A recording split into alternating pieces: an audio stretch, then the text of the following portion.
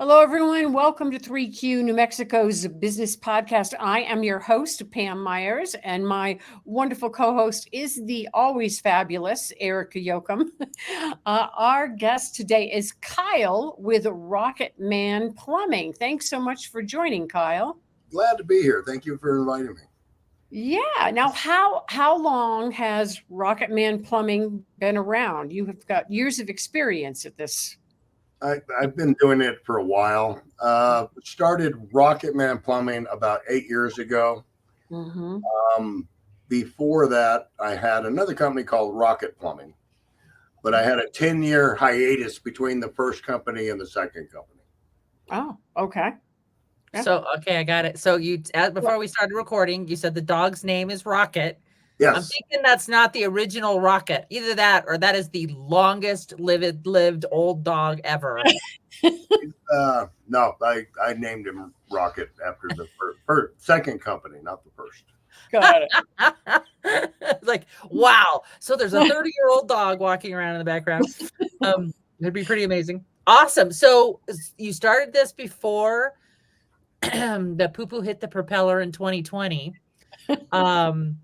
And then you were saying that you guys started doing meetings and stuff. We were laughing about being in meetings and too many meetings and all that good stuff. So how does I mean, I'm sure people still had emergencies and stuff like that when everything happened, and you just have to. I mean, that must have been a wild ride for y'all. Is all I'm saying. I mean, we were never shut down during COVID. In fact, Right. we got busier than ever during COVID because all the husbands are home trying to fix stuff for their wives. It gave us lots of work. We Fixing the handyman specials, love it. Yeah, you fix it all, then give us a call. Oh, that's I can totally see that now because there were people there. I remember seeing, I'm going to build a garden and I'm going to build I'm going to do all this stuff. Like I knew better because, as Pam well knows, I've given her a license that if I ever say DIY again, that she's allowed to like smack me upside the head. Okay. Not my forte.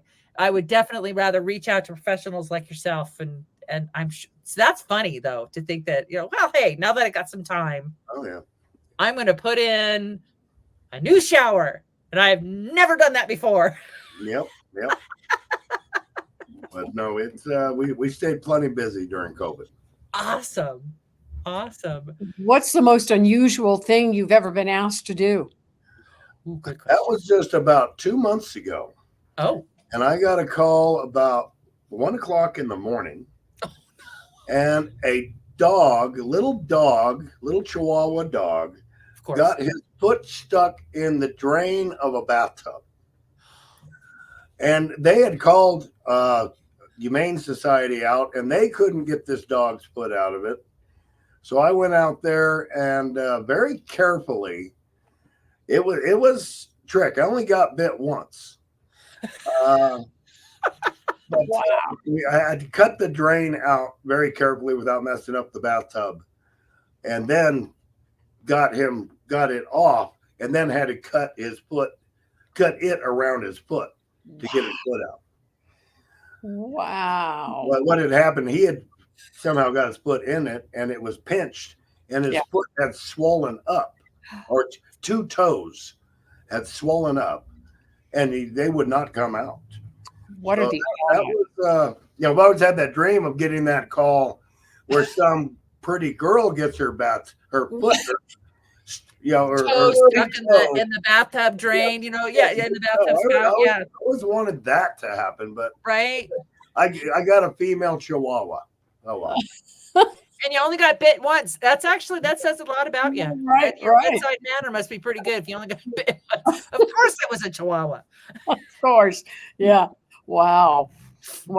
What's the most, Kyle, what's the most challenging thing? It's a story. I'll tell it really quick. And that was the backyard. There was a little bit of water coming out all the sprinkler heads, just a little bit. So I figured, okay, the sprinkler valve needs to be rebuilt. I rebuilt it, turned the water back on. A little bit of water came up all the sprinkler heads. I'm like, okay, the valve's got to be replaced. I turned off the water, replaced the valve, turned the water back on. A little bit of water comes up all the sprinkler heads. Then I just cut it off, put it on a shutoff valve where there was no water going to the sprinklers, turned the water back on, and a little bit of water was coming up all the sprinklers. Oh, And no. I'm like, okay, what's going on? I spent 2 days digging this backyard up. Oh, And what had happened is from the front yard, they ran the main line to the sprinkler in the same trench as the sprinkler was. And that line had a hole in it. And that it shot straight up and drilled a hole into the sprinkler system. That's where the water was coming from. wow. I finally found that, fixed it, turned it on. No water would come out of the sprinkler system. What it had done is it's shooting. There was like a pure sand between the two, and it had filled the line up with sand. Oh, So no. a little bit of water would come out, but we hit it with full pressure. It plugged up everything. But for one little tiny leak, it was a 3-day job and took some. That was the most challenging to figure out job I'd ever had. Wow. Sounds like some tech jobs I've had. Yeah. Yeah. Yeah, right. I've always said it's really hard to fix weird Right. because like where do you even start with something like that, right? But to me, the thing I like about plumbing is every job is different. Mhm. Every customer you go to is different, and you have to think. It's not just a lot of them. It's very straight, simple, but there's figuring out every job. The best way to do it, the fastest way to do it, and the most economical for the customer. Right. Yeah. See, I appreciate that you said that because there are lots of folks who do it and then putz around for 3 days and not think about the economics portion of it where I could name some plumbing companies, but I won't. Yes. I understand. How many is it just you or do you have other people that work for you? No, I've got 8 plumbers right now Okay. Wow. for me, Wow. and I have 4 office personnels, some that answer the phone, pay the bills, and follow up on estimates. Wow. Yeah. We've got a pretty good, efficient crew. Wow. What's What's your- your favorite kind of job? Yeah. My favorite, the thing I specialize in more than anything that I like to do myself are sewer calls, sewer backup calls. Okay. What? No, really?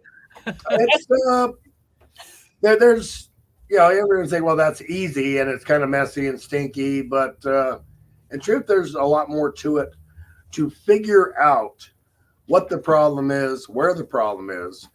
Let's say someone's sewer line backs up and you go out and maybe they've got clean outs, maybe they don't. It might be the washer box backing up into the kitchen sink or the shower. Mm-hmm. But, cleaning out the line doesn't solve the problem. Mm-hmm. Right. And we do not warranty just going out and cleaning out a sewer line. If there's roots in the line, we'll pull roots out. But the only guarantee I can give is if they have roots is I can guarantee it's going to back up again. Right. Mhm. Roots, those roots are in nirvana.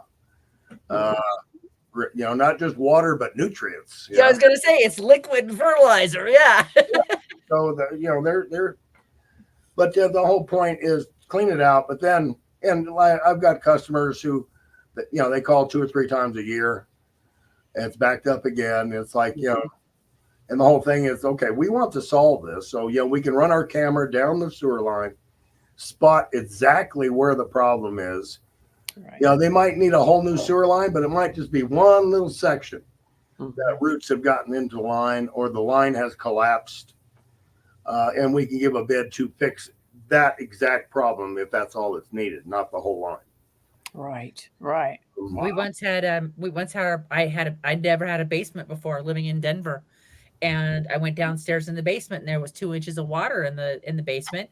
And I've got a 2-year-old on my hip. I'm standing there looking at this water and there's things floating in it. Took me a minute to realize what was floating in the water. Right. And it was because we had a huge cottonwood out in the front yard. Right. And it was just and they just told us Destroyed. yeah, and they, I don't know it unless you replace it, all of the plumbing around it, or remove the cottonwood. Right. I just a few weeks ago looked that house up on Google Earth just for giggles. Why not? Cottonwood's gone. Yeah. Let me tell you a little story about basements. If you have a basement and you have a sink or a bathroom in that basement, you have to have what's called a check valve on the sewer line. Mm-hmm. Check valve allows sewage to go out, but it doesn't allow sewage to come back. That's very, very important. Yeah. I went to a house a few years ago. That check valve, the check on it was broken, and somebody took the check out. What happened is the main sewer line, the city main sewer line in the street, backed up, and sewage came back. And this was a very nice basement, full basement, had 4.5, 5 feet of sewage in it. Oh God, I'm leaving. That's it. Yeah. Turn it to the ground. I'm moving. So if you have a basement, make sure you have a check valve that works. Oh, wow. Holy cow. What a mess. No. Yeah, it was a mess. It was Yeah. a mess. Yeah. Wow. I had to go get my scuba gear. Oh, Yeah. stop it. Stop it. You are. Oh my God. That's oh.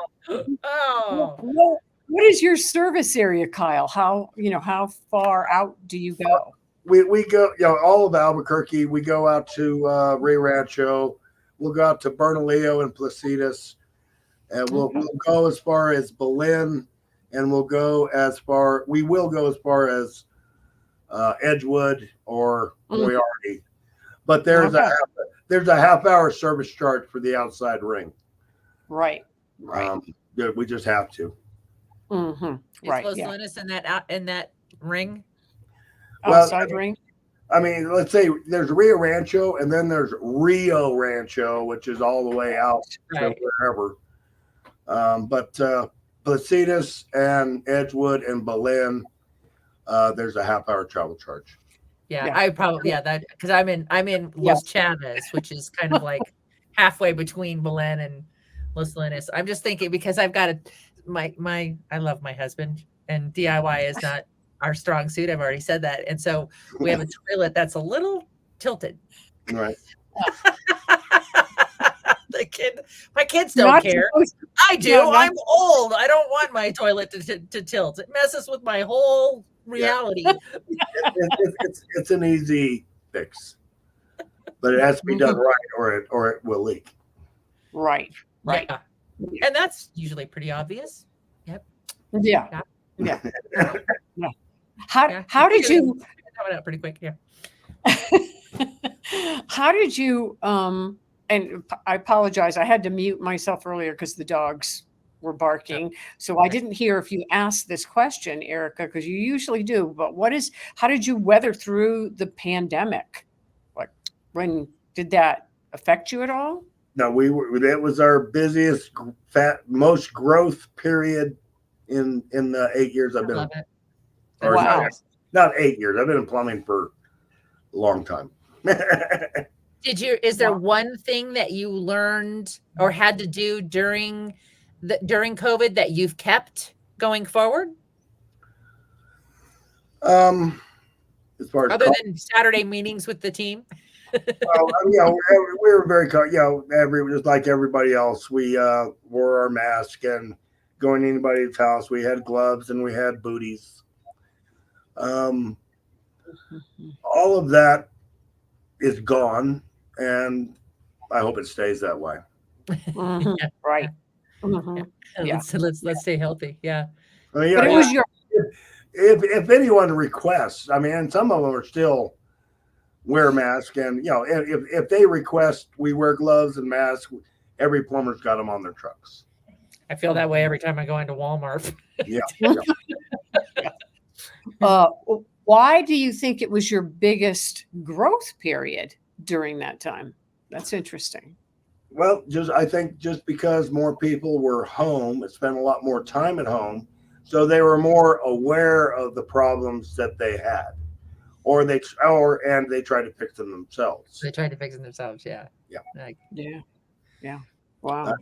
That was the main thing. I think people were just they're home and couldn't go anywhere, and they'd hear a drip, drip, drip. oh yeah, we had that. Yeah, when we watered the trees, my bathtub drips. I still haven't figured that one out. That one's definitely like a, Really? my brain goes, wait, huh? the outside, the outside hoses cause the bathtub to drip a little bit. Right. One of those things. Yeah, it's like one of those. Yeah, I would never try and talk about a different world and different language, trying to figure out plumbing. No. Yeah. You Really want to know what a lot of like I mean, a lot of houses around here are 100+ years old. Do you run into a lot of like ancient plumbing? Oh yeah. In fact, Wow. I think we're rescheduling to replumb a sewer line on a home that was built in 1901 next week. Wow. And it's old clay sewer line, which they haven't put in clay since about the 1930s. But yeah. Yeah, so you have to take all that up and replace it with Yeah. Wow, modern piping. And there's another type of pipe that they started using. It's called Orangeburg. They started putting that in during World War II because all metal at the time they did it in cast iron. Well, all metal went to the war effort, so they came out with this tar paper for sewer lines, and it keeps us very busy. We replace it all the time. There's not too much of it left, but it's still out there. But and I would think that you have to be very cautious because with old systems like that, it's almost like if you touch one part of it, another part of it falls apart, kind of thing. You got to be like super careful. Yeah. And that's the same thing with water lines. Almost all water lines up until about 1970 were galvanized metal water lines coming to the house. And metal rusts out. I mean, and how long it lasts depends on the acid content in the ground. But basically, it rusts out until there's just nothing left. And we're still replacing. If someone has a water break, the first thing I ask, what year was your house built? And if it was built before 1970, almost always we have to replace the whole line. Wow. From 1970, they started using PVC, and a tree root can break it or something can happen, but you can repair it. But old galvanized lines that are 50, 60, 70 years old, there's no repairing them. There's nothing left to repair to. So we have to replace them. Yeah, and why those older homes are charming, that's the downside. Yeah, but they're charming. Yeah. Well, they have basements or they have crawl spaces. Okay. And to be a plumber, it is so much easier to replumb a house, water lines or sewer lines or gas lines, if there's a crawl space or an attic. Then all homes since 1970 have slab foundations. Yeah, and, that does. And to fix the slab leak, you got to tear up the floor, concrete, dig a hole in the middle of the house, and make a mess. Yep. After you find the leak, after you figure out where to even start digging. Yeah. And that's involved also. Wow. Yeah. Do you have Do you have a water detector I'm picturing like a metal detector where you go over and beep beep beep and Divining rod. yeah, Well, divining rod. I used to have an aunt who was a water witch, Yeah. and she would get a birch branch, Mm-hmm. and she literally, when she got a bite on water, it was like a fishing pole, and it would Right. just go straight down, right on top of. I mean, she witched for wells. Right. She would tell people where to dig a well at, and she never missed. Wow. It was Yeah. quite a talent. I've heard of people like that. I think So it's what do amazing. you use? Well, we use. I'm pretty much deaf, so I can't do it. But we have listening equipment. You can hear a leak. In other words, and if you can't find it that way, I mean, there are several companies that's all they do is they spot where water leaks are, and they use listening devices. And if they can't find it with that, they put a type of gas in the water line, and this gas will go right through the concrete, and they have a meter that picks up where the gas is. Brilliant. So That's amazing. It's amazing, and they are very well paid for saying that's where the leak is. Wow. But human ingenuity is amazing. Digging 2 or 3 holes in a house. Right. Yeah. It's very important to have this X marks the spot. Right. Absolutely. Bringing your aunt, one of the two. Yeah. So, wow, amazing. This is great. Well, so if folks want to find you, I'm assuming they can go to your rocketmanplumbing.com. Oh yeah. Awesome. They can just Google Rocketman Plumbing, and we pop right up. Okay. Yep. And your site is great in that, I mean, there's a lot of information in here. So that is really cool that you're supplying lots of information for folks. And it's so that easy to navigate. Yeah, easy to navigate, and people can find good information is always a good thing. So could I mention just 2 or 3 things that all homeowners should know? Yes. Number 1, do you have a shutoff valve in your house that shuts off all the water in your house? And if you do, does it work? I've gone to so many houses that people do not know if they have one or not, and they've lived there for 30 years. Yeah. I'm amazed. But it's, you don't think about it until you have an emergency. Well, when you have an emergency and you have water flooding in your house, you want to be able to shut the water off. Absolutely. Right. Lots of people have a meter key that they can go out to the water meter by their curb and shut it off from there. Right. A lot of people don't know how to do that, or they don't have a key to do it with. If you can, and you can call Water Authority, and they will be out within 2 hours. Well, you can have quite an interesting flood within. Right. Number 1, have a main shutoff valve, know where it is, know if it works or not. Yeah. And you know if it works or not simply by shutting it off, open up a faucet, and see if it stops. Yep. And there's also almost every hot water heater has a shutoff valve on top of the hot water heater. It's also good to know if that valve works or not. Oh, okay. There's 2 kinds of valves. There's old gate valves that you turn and you turn and you turn. And then there's ball valves, which is just a quarter turn on, quarter turn off. Those are 100% better, and they always shut off 100%. Old gate valves that are 40, 50, 60 years old, lots of people try and shut it off, and it doesn't quite shut off, so they get a little madder at it, and they break it in the off position. Then they can't turn the water back on. Right. Then they call us, and we come out and turn the water off, take the guts out of that valve, put it back together, or replace their valve at the same time. Wow. Okay. That's one. Another is people who smell gas. Okay, you smell gas. That's a big concern. Right. Now, what do most people do when they smell gas? They call the gas company.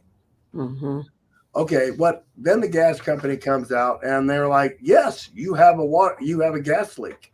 What do? They turn off your gas at your gas meter and they take your gas meter away. Oh, wow. And then you call a plumber, and the plumber comes out and he has to do what's called a MERC test, which is a mercury test. Actually, it's an air test. You pump it up with air and you find the leak. And you have to bring everything to your house up to code. And then then we have to pull a permit and get the city to come out and inspect it. And then the gas company will bring the gas meter back. This is not ideal. This takes 3 to 5 days. And sometimes you have to replumb your entire gas lines before you get the gas meter back. Wow. Now the gas company has a gas shutoff valve on their side of the meter.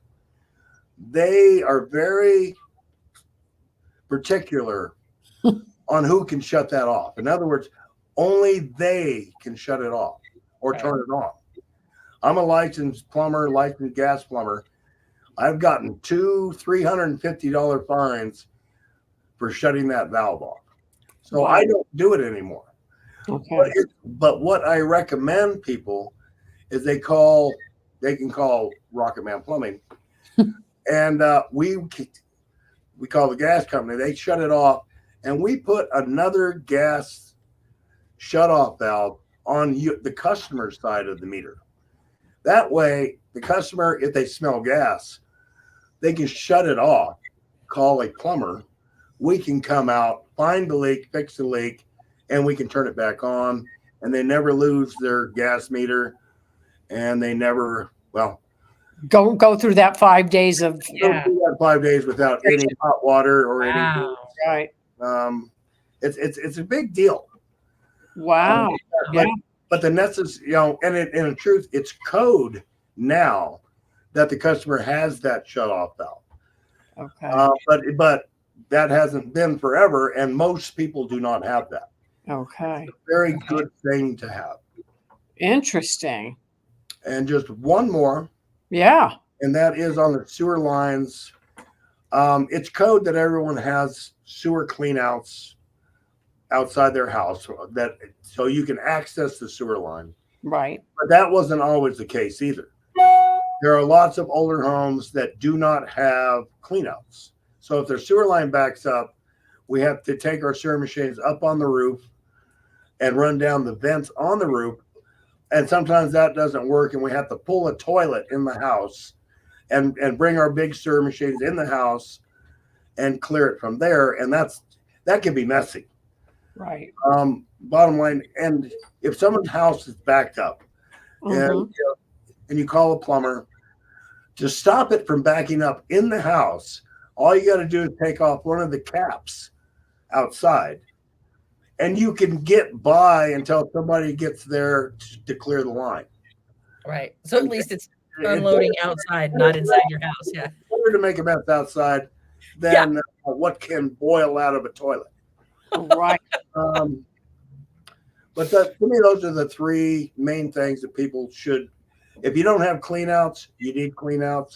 Everyone should have a gas shutoff valve that they can shut off if they smell gas. Mm-hmm. And everyone should have a water shutoff valve that works. Wow. Those are my three main things that I push my customers to know and have. Awesome. Yeah, that's great advice. Thank you for asking. Yes. Yeah. We'll make sure. So I asked my husband, we're out down there, and I said, so do we have a water shutoff valve for all water in the house? He says, yes, we have a well. Flip a switch. Flip a switch, baby. You got no water. Yeah, that's true. Right. Yeah.